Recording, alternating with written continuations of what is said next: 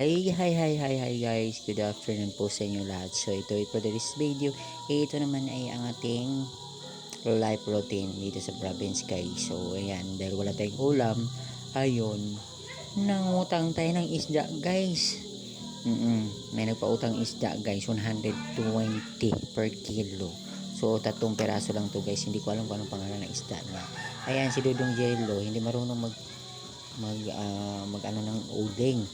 So ayan, ang tagal nag ano yung uling, nakaka-bad trip. Pero it's okay. Basta may tiyaga, may nilaga. O yan, paypay dahil wala tayong pamaypay. Plato or pinggan ang gagamitin, guys.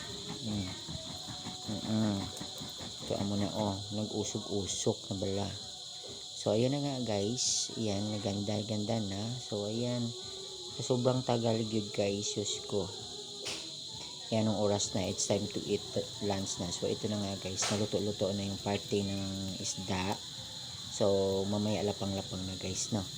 So ayan, ang sharp na guys, sus ko. It's already 11 afternoon na guys. So 12, malapit na mag-12. So kailangan na kumain. So ito na guys, tapos na.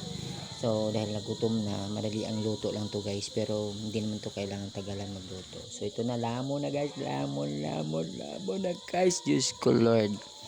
No hala. Kinamot guys.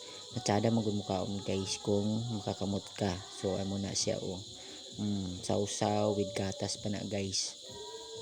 With ketchup kay wala tayo tawag nun, patis o soy sauce. Bawal din ang alat sa atin, di ba? Yung mga soy sauce, yung ganun. So ketchup lang muna. So masarap naman din pala pag partner. So ayun naman guys, thank you for watching, bye bye.